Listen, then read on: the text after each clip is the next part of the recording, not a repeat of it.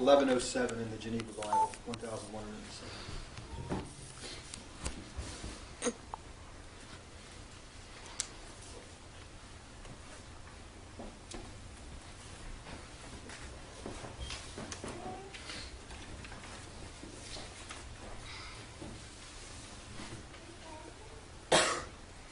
Our sermon text for this morning is Acts chapter 10. We'll be reading and preaching from Acts chapter 10, verses 1 through 16.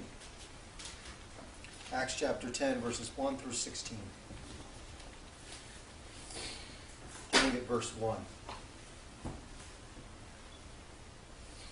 Furthermore, there was a certain man in Caesarea called Cornelius, a captain of the band called the Italian band, a devout man, and one that feared God with all his household, which gave much alms to the people and prayed God continually. He saw in a vision evidently about the 9th hour of the day an angel of God coming in to him, and saying unto him, Cornelius. But when he looked on him, he was afraid and said, What is it, Lord? And he said unto him, Thy prayers and thine alms are come up unto remembrance before God. Now therefore send men to Joppa and call for Simon, whose surname is Peter. He lodgeth with one Simon a tanner, whose house is by the seaside. He shall tell thee what thou oughtest to do. And when the angel which spake unto Cornelius was departed, he called 2 of his servants, and a soldier that feared God, one of them that waited on him, and told them all things, and sent them to Joppa. On the morrow, as they went on their journey and drew near unto the city, Peter went up upon the house to pray about the 6th hour. Then waxed he and hungered, and would have eaten, but while they made something ready, he fell into a trance. And he saw heaven opened, and a certain vessel come down unto him, as it had been a great sheet, knit at the 4 corners, and was let down to the earth, wherein were all manner of 4-footed beasts of the earth, and wild beasts, and creeping things, and fowls of the heaven.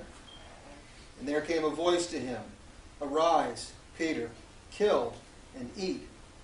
But Peter said, Not so, Lord, for I have never eaten anything that is polluted or unclean. And the voice spake unto him again the 2nd time, The things that God hath purified, pollute thou not. This was so done thrice, and the vessel was drawn up again into heaven. The title of our message this morning, Acts chapter 10, verses 1 to 16, 2 visions and the calling of elect Gentiles. 2 visions and the calling of elect Gentiles. Our introduction. In last week's text, Peter had begun to visit the churches in the Samaria, Judea, and Galilee regions, where a new presbytery had been established. During Peter's visit, he performed 2 miracles in the presence of Hellenistic Jews and some Gentiles. After performing these miracles, he went to stay in the home of Simon, a tanner. In these 2 miracles, it became clear that the apostles were extending their ministry at least to regions with some Jews and some Gentiles. But in this morning's text, Peter is told by a vision to extend the apostles' ministry to the Gentiles. Clearly the time had come in which the Gentiles were about to be fully grafted in where the Jews had fallen away. The New Testament church would forevermore make up the predominant number of elect found within God's visible church. There are 2 points to our message this morning. The first point, verses 1 to 8, the vision of Cornelius. And then verses 9 through 16, the vision of Peter. Our context. The 2 visions that we will look at this morning set the background for the rest of the narrative, which will be told throughout the entire 10th chapter of Acts. While they are separate visions, and Cornelius is actually an appearance of an angel, they have the same goal, which is the beginning of the gathering of elect Gentiles from all parts of the world by the apostles. Our first point, verses 1 to 8, the vision of Cornelius, verse 1. Furthermore, there was a certain man in Caesarea called Cornelius, a captain of the band called the Italian band. Luke now introduces us to a new character in the book of Acts, a man named Cornelius. The main facts about this man are his country, he's from Italy, his profession, he's a Roman military soldier, and they're of course resented by the Jews, his rank, which is that of centurion, and his religion, a Gentile worshiping the true God. In the Roman army, the largest force of soldiers was called a legion. A legion was a force of 6,000 men. In every legion, there were 10 cohorts. Therefore, a cohort was made up of 600 men. The cohort was then divided into 6 centuries. So each century had a force of 100 men. Cornelius, we're told, was a centurion, meaning he had the charge of 100 men. These particular soldiers were not locals who joined the Roman army, but soldiers who came all the way from Italy, for here they are called an Italian band. This band was stationed in Caesarea, Palestine, because the Roman army liked to have its presence felt all over Rome to guard their cities and to be close to put down any rebellions. Now, the Roman soldiers had a reputation of violence and misconduct within the cities they were stationed.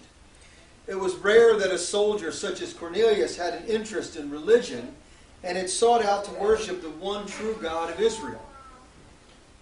This was especially rare because of the great harm the Jewish religious leaders had done to the true religion. Cornelius was surely one of God's elect to find Christianity in spite of the Jewish perversion of the true religion.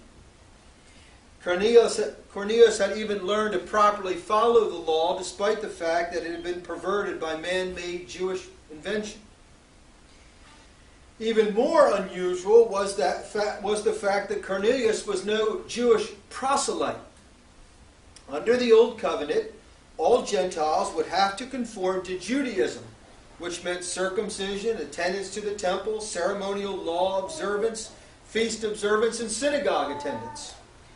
Cornelius did none of these, probably because he saw the corruption in them, and would therefore become the first uncircumcised convert since the days of Abraham. Verse 2. A devout man, and one that feared God with all his household, which gave much alms to the people and prayed God continually. Here the accolades continue. Cornelius here is called devout, in that he worshipped the one true God, unlike the other Romans who were mostly polytheists, worshiping many gods. It says he feared God, which means he recognized the dangers and curses associated with those who did not recognize the true God. We're also told he taught his household the dangers of not fearing God, which means that Cornelius instructed his household according to the law of God, instructed them how to please God.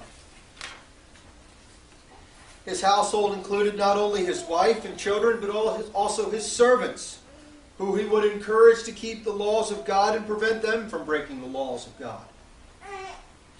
The text goes on to mention his good works towards his neighbor and his private devotion to God.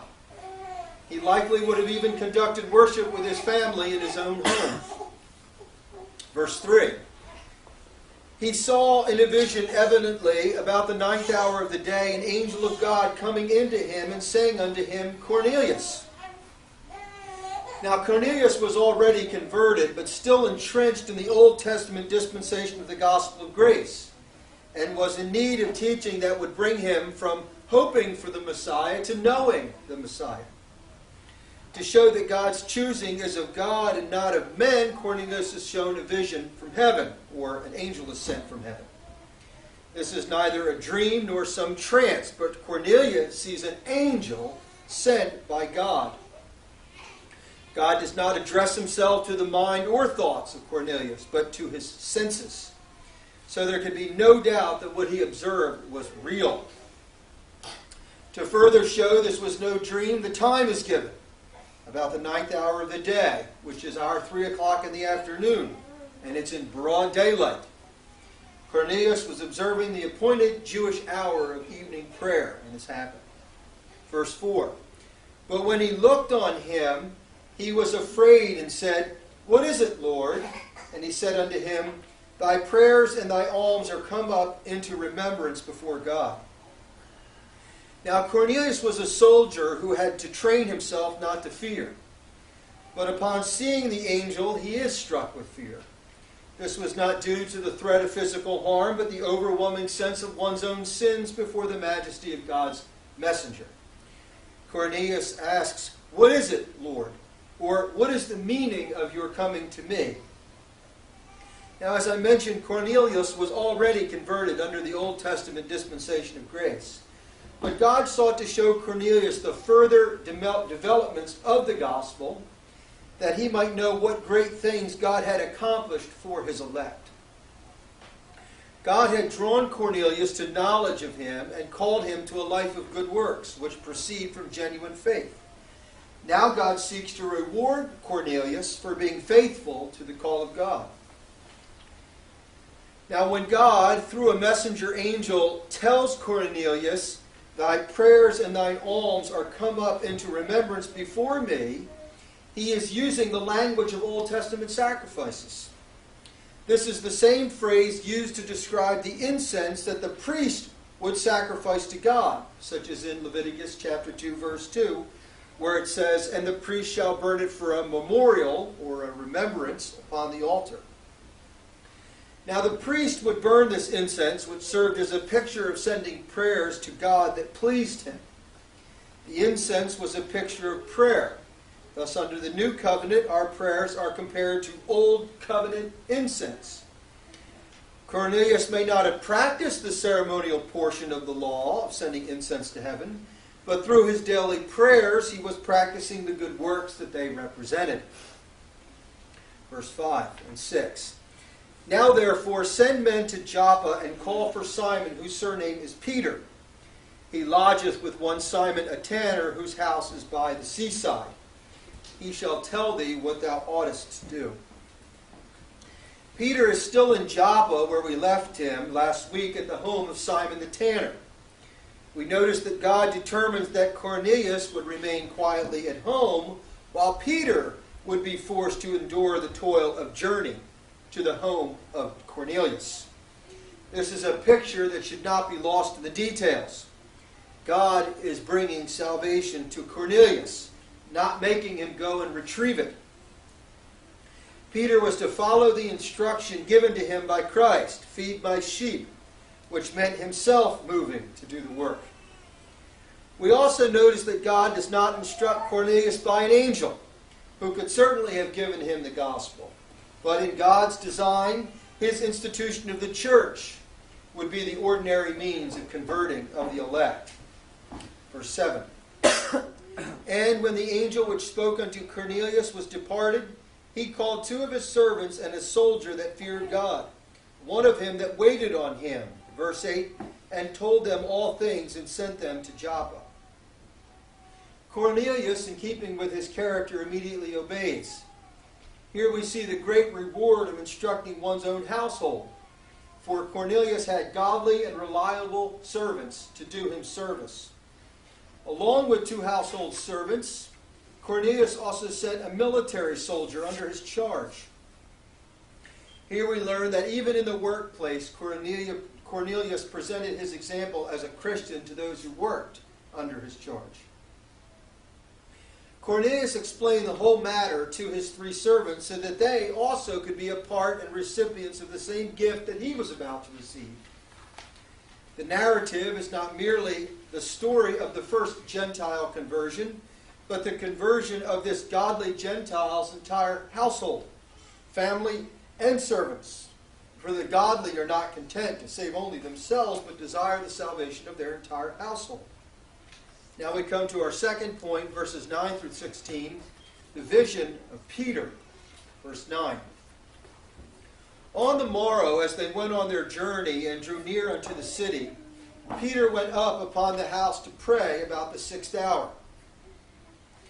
The very next morning, which is here called on the morrow, the servants of Cornelius were already on their way towards Peter. While the servants are traveling, Peter also receives a vision. In this vision, Peter is commanded to come to Cornelius, for God has prepared the heart of Cornelius to receive instruction, and had prepared the heart of Peter to give it. Now we read of the circumstances surrounding the vision of Peter. Peter, we're told, went away to a solitary place to pray without distraction, after the example of Christ, who prayed in a solitary manner. Peter began his time of praying at the 6th hour, or noon.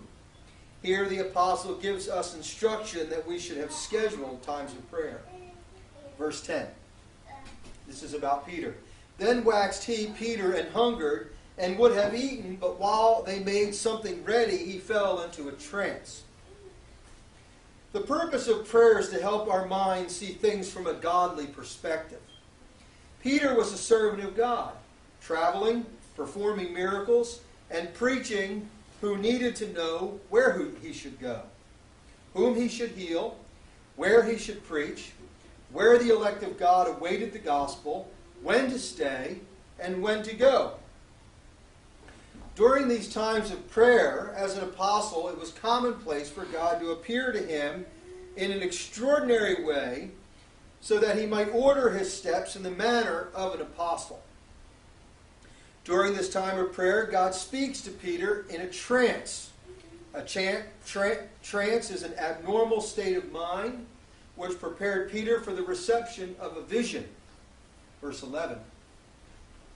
And he saw heaven opened, and a certain vessel come down unto him, as it had been a great sheet, knit at the four corners, and was let down to earth.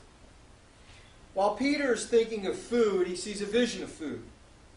Peter sees the fabric of the sky as if it had been peeled or folded back so that he could see into heaven itself, no longer hidden behind cloud and sky.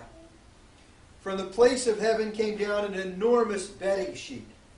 Each of the four corners was lifted as if the invisible hand of God was lowering the sheet, holding on to each of the four corners. The sheet, we're told, was filled with animals. Verse 12. Wherein were all manner of four-footed beasts of the earth, and wild beasts, and creeping things, and fowls of the heaven. Upon this sheet that floated down from heaven were a great many living creatures. Of these many creatures were those considered clean and unclean under Jewish law. Now we know that this vision was to teach Peter that God no longer was making any distinction between Jew and Gentile.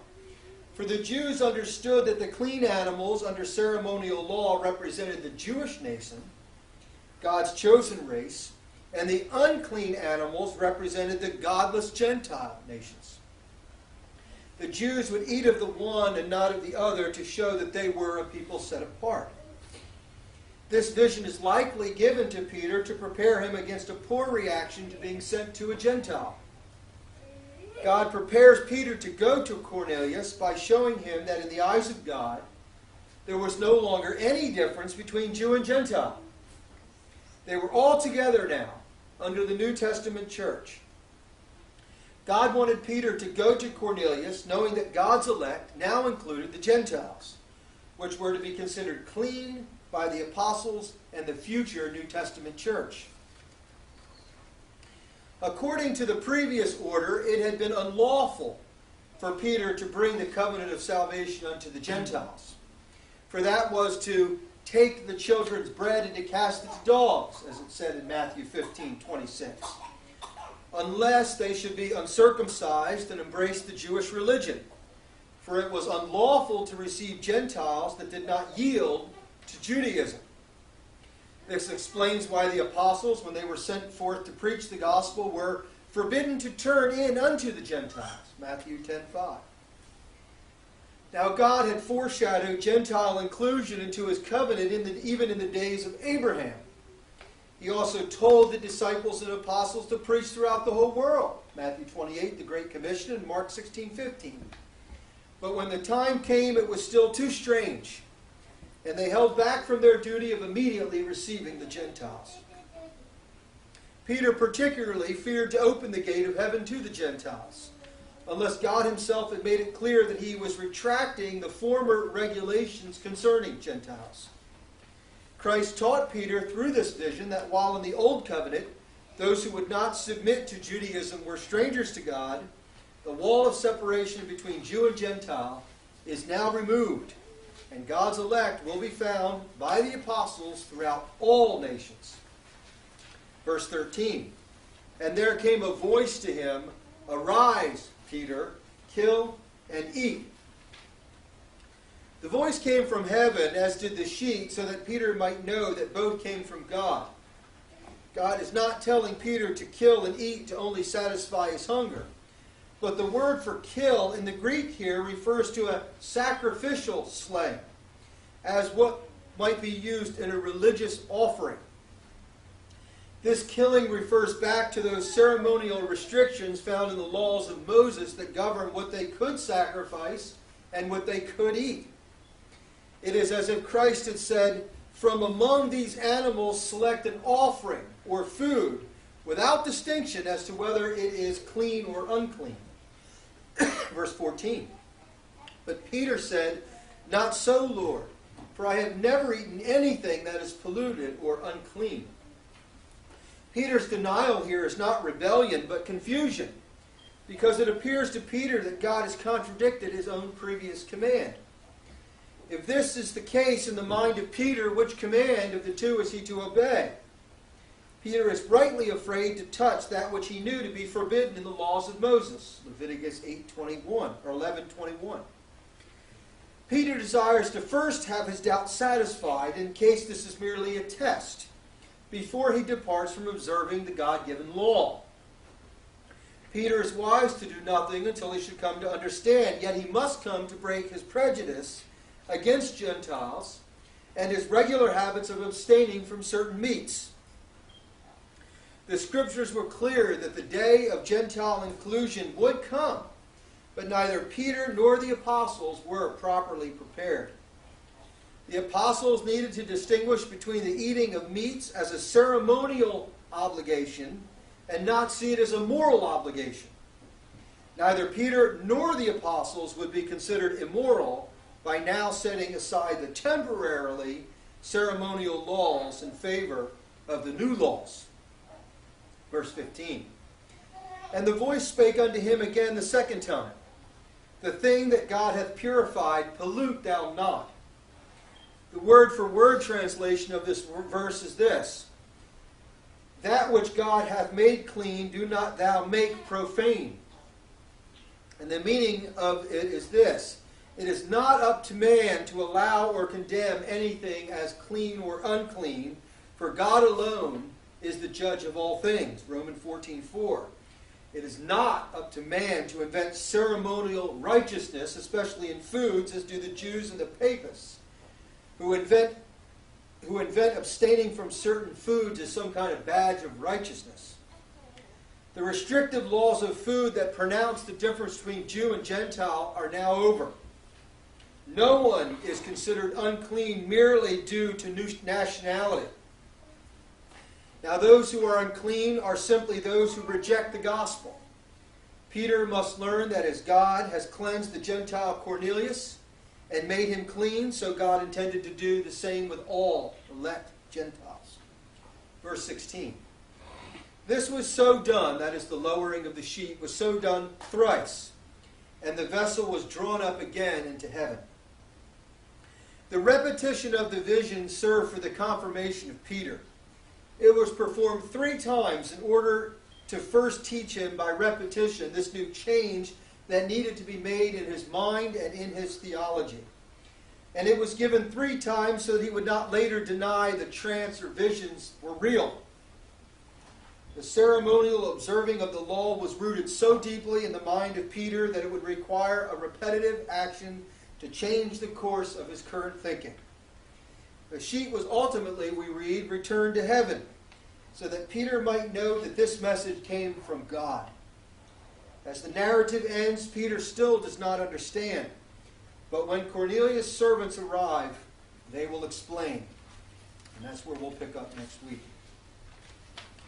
Let us pray. Our dear Heavenly Father, we do pray as instructed, hallowed be thy name. We do pray that your name would be hallowed and glorified as the only name of the only true God throughout this nation by the preaching of the word. And we do pray in your appointed time that you would magnify your holy name throughout the world, and that you would dispose all things unto thine own glory, and that you would no longer enable men to rob thee of thy title or rob thee of thy magnificence, and that all men might come to confess and forsake their sins.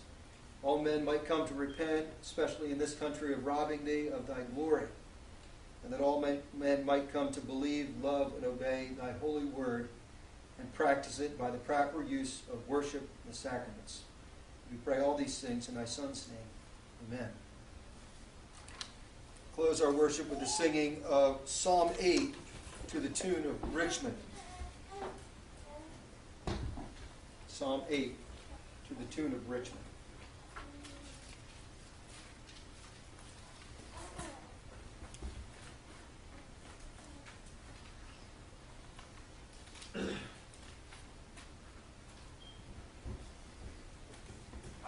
Excellent in all the earth, Lord our Lord is thy name, who hast thy glory far advanced above the starry frame.